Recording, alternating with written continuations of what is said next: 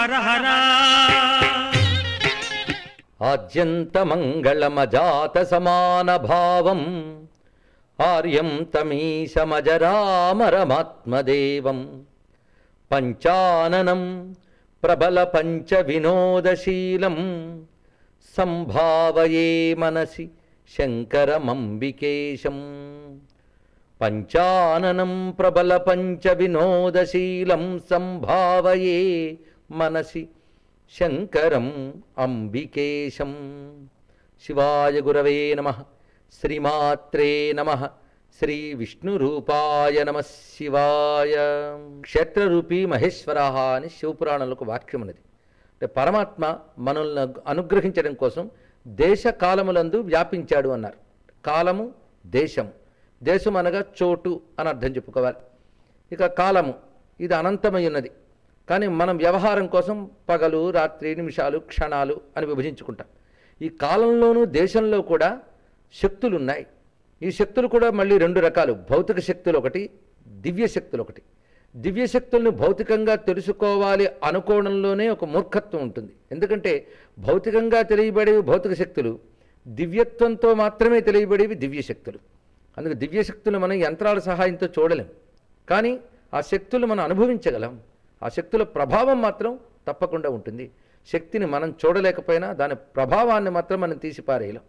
ఇలాగా కాలములోనూ దేశములోనూ ఉన్నటువంటి దివ్య శక్తులు ఏమిటో గమనించుకుని అలాంటి కాలాలని దేశాలని సద్వినియోగం చేసుకుని అక్కడ మనం సత్ఫలితాలు పొందాలనే ఉద్దేశంతో మన పెద్దవారు దేశంలో ఉన్న దివ్యశక్తుల్ని అనగా చోట్లలో ఉన్న దివ్యశక్తుల్ని క్షేత్రాలు అన్నారు. కాలాల్లో ఉన్నటువంటి దివ్యశక్తుల్ని పర్వదినాలు అన్నారు. అలా మనకి పర్వదినాల పేరుతో కాలంలో ఉన్న దివ్యశక్తుల్ని పొందవచ్చు, క్షేత్రాల పేరుతో ప్రాంతాల్లో ఉన్నటువంటి దివ్యశక్తిని పొందుతాం. అలాగా ఈ ప్రపంచంలో అనేకమైనటువంటి దివ్యశక్తి కేంద్రాలు ఉన్నాయి. కాలక్రమేణా ఒకప్పుడు విశ్వమంతా వ్యాపించినటువంటి వైదిక సంస్కృతి హిందూ ధర్మం ప్రాచీన క్షేత్రాలను అనేక ప్రాంతాల్లో కలిగి ఉంది, కేవలం భారతదేశంలోనే కాదు అని ఇటీవల పరిశోధనలు చాలా రుజువు చేస్తున్నాయి. అటు సౌత్ అమెరికా, అమెరికా, ఇంకా మనకు ఆస్ట్రేలియా ఇత్యాది ప్రాంతాల్లో కూడా చాలా ఏళ్ల క్రితం మన ఆధ్యాత్మిక హైందవ దివ్యక్షేత్రాలు ఉండేవి అనేది ఇప్పుడిప్పుడు బయటపడుతున్నటువంటి సత్యం. కానీ భారతదేశంలో ఒక ప్రత్యేకత ఏదో ఉన్నది. ఇది యజ్ఞభూమి. మొత్తం భూమి అంతా భగవంతుడిదైనా భోగానికి పనికొచ్చే భూములు కొన్ని, యోగానికి పనికొచ్చే భూములు కొన్ని ఉన్నాయి. ఆ యోగానికి పనికొచ్చే భూమి ఈ పరమ పావనమైన భారతదేశం. ఈ భారతదేశంలో ఉన్న పుణ్య నదులు, అదేవిధంగా క్షేత్రములు. ఇక్కడ నదులన్నీ తీర్థాలు, నేలలన్నీ క్షేత్రాలు. అది ఈ దేశానికి ఉన్న ప్రత్యేకత. అందుకే భారతదేశం ప్రధానంగా ఆధ్యాత్మిక దేశం, యజ్ఞ దేశం, దివ్య దేశం, భగవంతుని దేశం. అందుకే భగవంతుడు అవతరించాలనుకున్నప్పుడు ఈ భూమినే ఎంచుకుంటాడు. భగవంతుడు తను ప్రకటించుకోవాలనుకున్నప్పుడు ఈ భూమిపైనే దివ్యక్షేత్రములను ఆవిర్భవిస్తాడు. అలా భగవంతుణ్ణి ఆవిర్భింపజేసుకున్న వాళ్ళు మహర్షులు. మహర్షులు తపస్సుతో భగవంతుడు తనని తాను వ్యక్తపరుచుకుంటాడు. అదేవిధంగా మానవులను అనుగ్రహించడం కోసం ఆ క్షేత్రాల్లో తన దివ్యశక్తిని ప్రోధి చేస్తాడు. అలా ఏర్పడిన దివ్యక్షేత్రాలు ఎన్నో ఉన్నాయి. శైవ క్షేత్రాలు, శక్తి క్షేత్రాలు, విష్ణు క్షేత్రాలు, ఇటువైపు గణపతి క్షేత్రాలు, స్కాంద క్షేత్రాలు, సౌరక్షేత్రాలు. ఇవి ప్రధానంగా 6 మతాలకు సంబంధించిన క్షేత్రములు భారతదేశంలో ఉన్నాయి. ఇందులో కొన్ని స్వయంభూ క్షేత్రములు, కొన్ని సిద్ధక్షేత్రములు, కొన్ని మానవ ప్రతిష్ఠిత క్షేత్రములు ఉంటాయి. స్వయంభూ క్షేత్రములు అంటే భగవంతుడు తనను తాను ప్రకటించుకున్నటువంటి చోట్లు స్వయంభూ క్షేత్రములు. అదే మహర్షి తపస్సు వలనో కావచ్చు, లేదా లోకోద్ధరణ కోసం ఏదో లీల చేసి భగవంతుడు అక్కడ తనని తాను వ్యక్తపరుచుకున్న చోటు కావచ్చు. ఇక సిద్ధక్షేత్రములు అంటే దేవతలు లేదా మహర్షులు ప్రతిష్ఠ చేసిన క్షేత్రాలని సిద్ధక్షేత్రములు అంటారు. ఇక మానవ ప్రతిష్ఠిత క్షేత్రములు అంటే ఆగమ శాస్త్రాలను అనుసరించి మానవులు ప్రతిష్ఠ చేసే ఆలయాలు మొదలైనవన్నీ కూడా ఈ 3వ తెగ కిందకు వస్తాయి. ఇందులో ఈ స్వయంభూ సిద్ధక్షేత్రాలుగా చెప్పబడుతున్నవి చాలా స్వతసిద్ధంగా తేజస్సు ఎక్కువ ఉంటుంది. అక్కడ మానవ ప్రతిష్ఠిత క్షేత్రాలు కొంచెం సాధన చేసి శాస్త్ర ప్రకారంగా తెచ్చుకోవాలి. కానీ స్వయంభూ సిద్ధక్షేత్రాల్లో నైసర్గికంగా అంటే సహజంగా అక్కడ శక్తి ఉంటుంది. అలాంటి స్వయంభూ క్షేత్రములు, సిద్ధక్షేత్రములు ఎన్నో ఉన్నాయి. అందులో శివపరంగా భావన చేస్తే ఆసేతు, సీతాచలం చాలా చాలా క్షేత్రాలు చెప్పబడుతున్నాయి. సేతువు అనగా రామేశ్వరం, సీతాచలం అంటే హిమవత్పర్వత ప్రాంతం, అక్కడ మనకి కేదార్, కైలాస్ ఇవన్నీ కూడా పై భాగములు. ఇలాగా రామేశ్వరం నుంచి అటు కేదారేశ్వర కైలాసం వరకు కూడా భారతదేశం యొక్క హద్దులుగా చెప్పడం మనకు కనబడుతుంది. ఆసైతు సీతాచలం అంటే ఈ భారతదేశానికి మొదలు చివర కూడా శివుడే అనే మాట ఆసైతు సీతాచలం మాటలు ఉన్నది. ఇక ఈ మధ్యలో ఎన్నో క్షేత్రాలు ఉన్నాయి. ప్రతి రాష్ట్రంలోనూ శివక్షేత్రములు ఉన్నాయి. అందులో ప్రధానంగా 12 జ్యోతిర్లింగాలు చెప్పుకుంటాం. వీటికి ఉపలింగాలు కూడా చాలా ఉన్నాయి. కానీ ప్రధానంగా 12 చెప్పినా 12 ఉపజ్యోతిర్లింగాలు కూడా పురాణాల్లో మనకు లభిస్తూ ఉన్నాయి. ఈ జ్యోతిర్లింగముల తర్వాత మనకు కనబడుతున్నవి పంచలింగములు అని చెప్పబడేవి. ఈ పంచలింగాలు మళ్ళీ 2 రకాలుగా ఉన్నాయి. పంచభూతలింగములు, పంచారామలింగములు అని. మనకు తమిళనాడు పరిసర ప్రాంతాల్లో పంచభూతలింగములు ఉన్నాయి. అందున ఒకటి మన ఆంధ్రదేశంలోనే ఉన్నది, శ్రీకాళహస్తి, అది వాయులింగం. ఇక ఆ తర్వాత పృథ్వీలింగం కాంచీక్షేత్రంలో చెప్పబడుతున్నది. జలలింగం జంబుకేశ్వరం తిరుచినాపల్లి దగ్గర చెప్పబడుతున్నది. ఇక అగ్నిలింగం అరుణాచలం, ఆకాశలింగం చిదంబరం. ఇలా మనకి పంచలింగములు ప్రధానంగా ఉన్నాయి. అందులో 4 ద్రవిడ దేశాలు ఉన్నాయి. అయితే పంచారామలింగముల వద్దకు వచ్చేటప్పటికల్లా ఈ పంచారామాలు మాత్రం ఆంధ్రదేశంలో ఉన్నాయి. అందున 4 పరమ పావనమైన గోదావరి తీరంలో ఉన్నాయి. ఒకటి మాత్రం కృష్ణానదీ తీరంలో ఉన్నటువంటిది.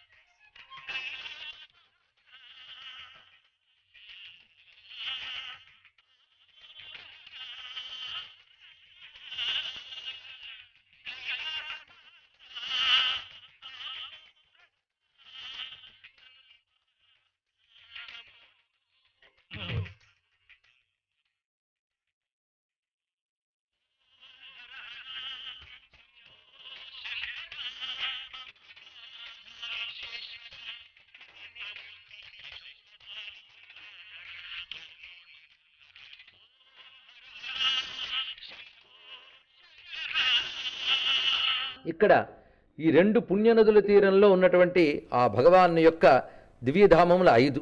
దీనికి పౌరాణికంగా కొన్ని ఐతిహ్యాలు కనబడుతున్నాయి. కొన్ని లీలలు ఒక్కొక్క క్షేత్రంతో ముడిపడి ఉంటాయి. వాటిని పురాణాలు చెప్తున్నాయి. ఆ ప్రకారంగా చూస్తే పంచారామ క్షేత్రాలకు ముందు పురాణ కథా నేపథ్యాన్ని పరిశీలిద్దాం. తారకాసుర సంహారం చేశాడు సుబ్రహ్మణ్య స్వామి.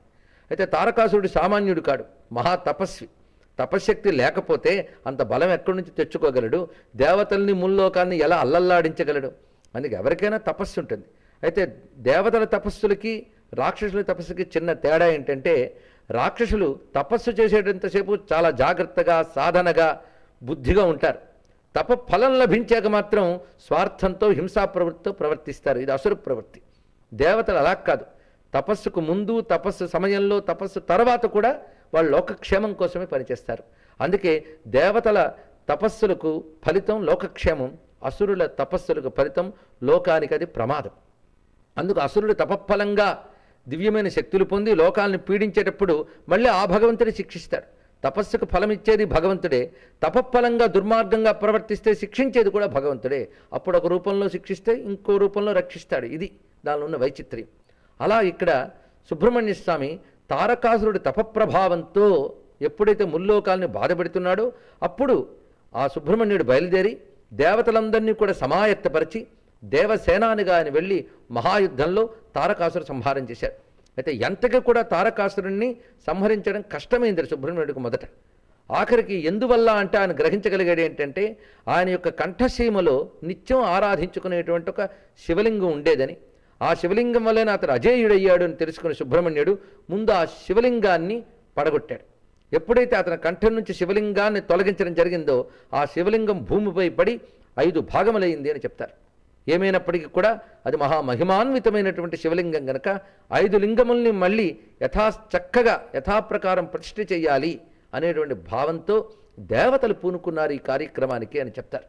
ఎందుకంటే దేవతల రక్షణ కోసం కదా సుబ్రహ్మణ్యుడు ఇంత పని చేసింది. అటువంటప్పుడు ఆ శివలింగాన్ని కూడా ప్రధానంగా ప్రతిష్ఠ చేయవలసిన బాధ్యత కూడా దేవతలకే ఉన్నది. అలా దేవతలు 5గురు కలిసి 5 చోట్ల ఈ దివ్య శివలింగాన్ని ప్రతిష్ఠ చేశారని చెప్తారు. ఇందులో మొదటిది అమరారామం. అమరారామం, దీన్ని మనం ప్రస్తుతం అమరావతి అని వ్యవహరిస్తాం. అక్కడున్న పరమేశ్వరుడు అమరేశ్వరుడు అని పేరు. జ్యోతిర్లింగాల్లో కూడా ఓంకారం అమలేశ్వరం అమరేశ్వరం అని ఉన్నది. అయితే ఇది ప్రత్యేకించి మనకి కృష్ణా తీరంలో ఉన్నటువంటి ఈ ఆరామం దేవతల యొక్క ఆరామం అని అర్థం. పైగా అమరులనగా మరణము లేనటువంటి దేవతలు, వాళ్ళకు ప్రభువైన ఇంద్రుడు ప్రతిష్ఠ చేశాడు. ఇక్కడ అమరేంద్రుడు ప్రతిష్ఠ చేసినటువంటిది ఇది అమరారామం. లింగం మాత్రం స్వయంభూ అయినటువంటిది, తారకాసురుడి కంఠంలో ఉన్నటువంటిది. అది గుర్తుపెట్టుకోవాల్సింది. ఆయన తపశ్శక్తి చేత పరమేశ్వరు నుంచి సంపాదించుకున్న స్వయంభూ అయినటువంటి దివ్యలింగం కంఠంలో ఉండేది కనుక స్వయంభూ అయినటువంటి లింగము ఇక్కడ దేవత చేత ప్రతిష్ఠితమైంది కనుక ఇక్కడ 2 శక్తులు వచ్చాయి, స్వయంభూ క్షేత్రము సిద్ధక్షేత్రము. అందుకే పంచారామాల్లో స్వయంభూ మహిమ ఇంకోవైపు సిద్ధ మహిమ 2 ఉంటాయి. అది 5 ఆరామాలకు ఉన్నటువంటి ప్రత్యేకత. పైగా అమరారామం దేవేంద్రుడే ప్రతిష్ఠ చేశాడు. ఇంద్రుడు అనగానే దేవతలందరికీ ప్రభు. అందుకే ఇక్కడ సమస్త దేవతల శక్తి నిక్షిప్తమై ఉంటుంది కనుకనే ఇంద్రుడు దేవతలకి ప్రధానమైన వాడు. అందుకు పంచారామాల్లో దీన్ని ప్రధానంగా మనం చెప్పుకుంటాం.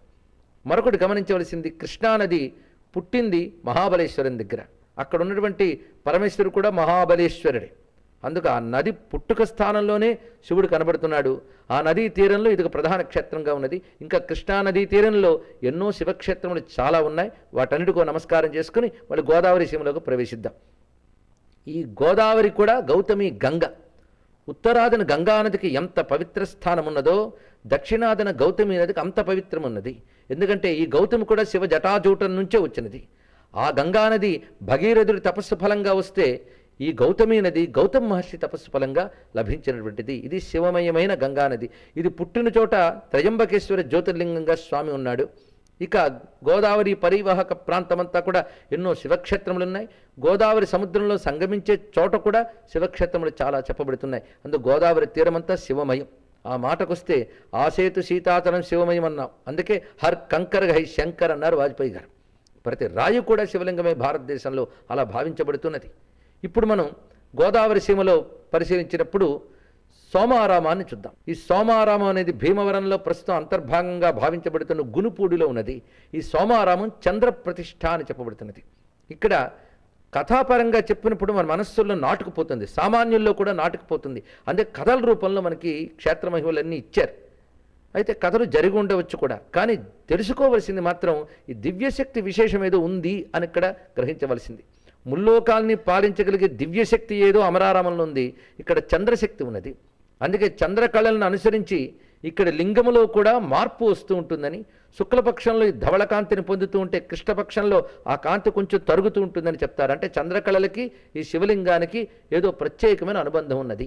పైగా చంద్రమా మనసోజాత అన్నట్టు మనస్సుకు అధిపతి ఈ చంద్రుడు. కనుకనే ఇక్కడ కానీ మన స్వామిని దర్శించుకుంటే మనస్సుకు సంబంధించినటువంటి గ్లాని నుంచి మనం బయటపడవచ్చు. ఇది దర్శించవలసిన మరొక విశేషం. ఆ తర్వాత క్షీరారామం వైపు మనం ప్రవేశించినప్పుడు ఈ క్షీర ఆరామం చేతనే ఆ ఊరికి కూడా పాలకొల్లు అని పేరు వచ్చింది. క్షీరం అంటే పాలే కదా. ఇక్కడ పరమాత్మ యొక్క శోభ కూడా పాలవన్నెతో ప్రకాశిస్తుంటాడు. తమిళనాడులో పాలవన్నె శివన్ అని కూడా ఉన్నాడు. అదేవిధంగా ఇక్కడ క్షీరారామేశ్వరుడు అనుకోవచ్చు మనం. ఆ తేట తెల్లని స్వామి శుద్ధ సత్వగుణానికి సంకేతంగా ఆయన తెల్లని కాంతులతో ప్రకాశిస్తున్నాడు. అది క్షీరారామం అని చెప్పుకున్నాం. ఇది ప్రతిష్ఠ చేసింది సాక్షాత్తు రామచంద్రమూర్తి అని చెప్తారు. పైగా రాముడు ప్రతిష్ఠ చేసినటువంటి శివలింగములు అనే పేరుతో ఆంధ్రదేశంలో చాలా ఉన్నాయి. ఆ రోజుల్లో సంప్రదాయం అది. రాజులైనటువంటి వారు ధర్మరక్షణ కోసం యుద్ధం చేస్తారు, అది అనివార్యమే. కానీ ఆ యుద్ధంలో అనివార్యంగా చేయవలసిన ముఖ్యమైన హింసాదోషం పోవడం కోసమని శివలింగ ప్రతిష్ఠ చేయడం అనేది నిన్న మొన్నటి వరకు రాజుల ఏలుబడిలో ఉన్నది. పైగా మహాభక్తులైన రామచంద్రమూర్తి కూడా ఈ దివ్యమైనటువంటి క్షీరారామ ప్రతిష్ఠ చేశాడు. పాలకొల్లు దగ్గరటువంటి క్షీరారామం రామప్రతిష్ఠ అయినది. తర్వాత దక్షారామం వైపు మనం ప్రవేశిస్తున్నాం. ఈ దక్షారామం ఈ ఆరామ క్షేత్రాలు వెలయకముందే గొప్ప క్షేత్రం ఇది. దక్షుడు ఇక్కడ యజ్ఞం చేశాడని, అదేవిధంగా పట్టిసీమ యందు వీరభద్రస్వామి క్షేత్రం మనకు దగ్గరలో ఉన్నది. ఆ వీరభద్రుడు ఇక్కడికి వచ్చి దక్ష యజ్ఞం ధ్వంసం చేశాడని, మళ్ళీ పశ్చాత్తప్తుడి దక్షుడు పరమేశ్వరుని వేడగా అప్పుడు శివానుగ్రహంతో యజ్ఞం పూర్తి చేయబడింది అని ఒక కథ కనపడుతూ ఉన్నది. ద్రాక్షారామం, ద్రాక్ష తోటలు ఇక్కడ ఉండేవని భావన చేసుకోవచ్చు. ఇక్కడ ప్రత్యేకించి సప్తర్షులు ఆ గోదావరిని ప్రార్థించగా గోదావరీదేవి 7 భాగములుగా వచ్చిందని, అది సప్తగోదావరము అనే పేరుతో ఇక్కడ సమీపంలో తీర్థంగా ఉన్నది. ఈ సప్తగోదావర తీర్థం చాలా మహిమాన్వితమైనది. ఆ ప్రాంతంలో పరమేశ్వరుడు ఇక్కడ వెలిశాడు. దక్షారామ భీమేశ్వరుడు అంటారు. దీనిపై ఒక అత్యద్భుతమైనటువంటి గ్రంథాన్ని రచించే శ్రీనాథ మహాకవి. అది భీమఖండము అనే పేరుతో ఉన్నది. కాశీఖండం మనకు ఉత్తరాదిలో ఎంత ప్రధానమో భీమఖండం దక్షిణాదిలో అంత ప్రధానం. అందుకే ఈ ద్రాక్షారామాన్ని దక్షిణ కాశీ అనడు కూడా వ్యవహారంలో ఉన్నది. ఇంకో చక్కటి కోణంతో మనం పరిశీలించినట్లయితే ఉత్తరాదికి ఎదురుగా అద్దం పెడితే అదే భీమఖండం అవుతుందని చెప్పుకోవచ్చు. కాశీఖండానికి ఎదురుగా అద్దం పెడితే అన్నారు. అంటే మొత్తం అటు కాశీఖండం ఎంత గొప్పదో ఇటు దక్షారామం అంత గొప్పది అని చెప్పడం. అందుకే కాశీ నుంచి శివుని ఆగ్రహానికి గురై వెలికి వచ్చినటువంటి వ్యాసుడు ఈ దక్షారామానికి చేరుకున్నాక అక్కడ అగస్త్యులు వారు ఆయనకు స్వాగతం పలికారని, అగస్త్యుడి మాటల వల్ల ఆయన చాలా సంతోషించి ఈ ప్రాంతాల్లోనే దివ్యమైన అనేక శాస్త్రములు రచించారని ఒక ఐతిహ్యం కనబడుతున్నది. అందుకు వ్యాసదేవుడు కూడా కొంతకాలం ఇక్కడున్నాడు, అగస్త్యుడు చాలా కాలం ఉన్నాడు. ఈ దివ్యమైనటువంటి భీమలింగాన్ని జ్యోతిర్లింగం అనడం కూడా కనబడుతుంది. ఇక్కడ భీమేశ్వరుడు అనే పేరుతో జ్యోతిర్లింగం మనకు ఒకటి ఉన్నది. ఇది ఆ భీమేశ్వరుడు అనేటప్పుడు దాని వ్యవహారములు శాస్త్రములు చాలా కనబడతాయి. ఇది ముఖ్యంగా మహారాష్ట్ర దగ్గర భీమశంకరం అని ఉంది, డాకిన్యాం భీమశంకరం అని. అక్కడున్నవాడు భీమేశ్వరుడే, ఇక్కడ ఈయన పేరు భీమేశ్వరుడే. పురాణాల ప్రకారంగా మన శ్రీనాథుడు రచించిన భీమఖండం కూడా ఇక్కడ జ్యోతిర్లింగంగా చెప్తున్నది. ఇది అసలు ఆలోచించవలసిన విషయమే. అయితే ఏది ఇంతగా అసలు జ్యోతిర్లింగం అనే మీమాంస మళ్ళీ అనవసరం. ఎందుకంటే ఉపజ్యోతిర్లింగాలు చాలా ఉన్నాయి. వైద్యనాథుడి పేరుతో 2-3 క్షేత్రాలు ఉన్నాయి. అలా ఉపజ్యోతిర్లింగంగా మనం భావించవచ్చు. కనుకనే ఇక్కడ పంచారామాల్లోని దక్షారామ భీమేశ్వరుడికి లేదా ద్రాక్షారామ భీమేశ్వరుడికి ఒక ప్రత్యేకత ఉన్నది. ఈ ప్రత్యేకతకు తోడు మరొకటి ఏమిటి అంటే ఇక్కడ ఉన్నటువంటి అష్టాదశ శక్తిపీఠాల్లో ఒకటైనటువంటి మాణిక్యాంబ కొలువు తీరడం మరొక ప్రత్యేకత. అందుకు ఇది కాశీలో ఎలాగైతే విశ్వనాథుడు జ్యోతిర్లింగమై విశాలాక్షి శక్తిపీఠాల్లో ఒకటే ఎలా ఉన్నదో అలా ఇక్కడ మాణిక్యాంబ శక్తిపీఠంగాను భీమేశ్వరుడు స్వయంభువై ఆయన జ్యోతిర్లింగంగాను భావించవచ్చు. స్వయంభూ క్షేత్రాన్ని జ్యోతిర్లింగం అనుకుంటే సమంజసంగానే ఉంటుంది. అయితే ఇందులో ప్రత్యేకత ఏమిటి అంటే ఇది ప్రతిష్ఠ చేసిన వాడు సాక్షాత్ సూర్య భగవానుడు అన్నారు. ఇది కూడా జ్యోతిర్లింగం అనే భావనకు మరింత దగ్గరగా ఉంటుంది. ఎందుకంటే మనకు కనబడుతున్న స్వయం ప్రకాశ జ్యోతి ప్రధానంగా సూర్య భగవానుడు. సూర్యుడిని మనం ప్రధానం చేసుకుని యజ్ఞయాగాలన్నీ నిర్వహిస్తూ ఉంటాం. సూర్యమండలాంతర్వర్తి అయినటువంటి పరంజ్యోతి శివుడు. అందుకే జ్యోతిష్ శాస్త్రరీత్యా కూడా ఒక్కొక్క గ్రహానికి ఒక్కొక్క అధిదేవత ఉంటారు. ఆ ప్రకారంగా మనం చూస్తే సూర్య భగవానుడికి అధిదేవత రుద్రుడు శివుడు. అందుకే శివారాధన చూస్తే సూర్యానుగ్రహం లభిస్తుందని చెప్పారు. ఆదివారం శివునికి ప్రీతి అని కూడా శివపురాణం మనకు చెప్తున్నది. ఆ కారణం చేతన ఇక్కడ మహాజ్యోతి అయినటువంటి ఆదిత్యుడు దీన్ని ప్రతిష్ఠ చేశాడు గనక ఇది జ్యోతిర్లింగంగా వ్యవహరించవచ్చు. అసలు ఆదిత్యుడికి జ్యోతిర్లింగానికి ఒక అనుబంధం ఉన్నది. మొత్తం ఆదిత్యులు 12 మంది, జ్యోతిర్లింగాలు 12. ఇది కూడా ఆలోచిస్తే చక్కటి అన్వయం ఇందులో కనబడుతున్నది. ఒక సంవత్సర కాలంలో ఒక్కొక్క నెలలో ఒక్కొక్క రకంగా ప్రకాశిస్తూ సూర్యుడు ద్వాదశాదిత్యుడు అయినట్టుగానే సూర్యమండలాంతర్వర్తి అయిన పరంజ్యోతి అయిన శివుడు కూడా ద్వాదశ జ్యోతిర్లింగములుగా చెప్పబడిన ఇది ప్రత్యేకత. అందుకే ఎన్నో జ్యోతిర్లింగాలు ఉన్నప్పటికీ 12 ప్రధానం అంటాం, ఎన్నో శక్తిపీఠాలు ఉన్నప్పటికీ 18 ప్రధానం అంటాం. ప్రధానంగా 12 కానీ చాలా ఉన్నాయి. ఈ విధంగా మనం ద్రాక్షారామ భీమేశ్వరుడికి నమస్కారం చేసుకుని అక్కడి నుంచి కుమారారామం వస్తూ ఉన్నాం. ఈ కుమారారామం సామర్లకోట సమీపంలో ఉన్నటువంటిది. ఈ కుమారారామం సాక్షాత్ సుబ్రహ్మణ్యుడే ప్రతిష్ఠ చేశాడంటే ఏ సుబ్రహ్మణ్యుడు తారకాసుర సంహారం చేశాడో ఆయనే దీన్ని ప్రతిష్ఠ చేశాడు అన్నది కొంచెం ఆనందకరమైన ఆశ్చర్యకరమైన అంశం. ఆయన ప్రతిష్ఠ చేశాడు ఇక్కడ. అంటే చివరిగా అందరు దేవతలు చేసిన తర్వాత దేవసేన అని ప్రతిష్ఠ చేశాడు ఇక్కడ. సుబ్రహ్మణ్యుడు సాక్షాత్ శివుని యొక్క స్వరూపమే, శివుని యొక్క బాలరూపమే సుబ్రహ్మణ్యుడు. పైగా శివశక్తుల ఏకస్వరూపం. అందుకే శివుని 5 ముఖాలు, అమ్మవారు 1 ముఖం, కలుపుకుని 6 ముఖాలతో ఉన్నటువంటి సుబ్రహ్మణ్యుడు ఈ కుమారారామంలో ప్రతిష్ఠ చేశాడని చెప్పారు. అయితే ఈ శివలింగాలన్నీ మనం గమనించినట్లయితే వీటి ఆకృతిలో ఒక సామ్యం కనబడుతుంది. కొన్ని చోట్ల చాలా పెద్ద ఆకృతిగా ఉంటాయి, 2 అంతస్తులుగా చేసుకుని ఆరాధించడం కూడా కనబడుతుంది.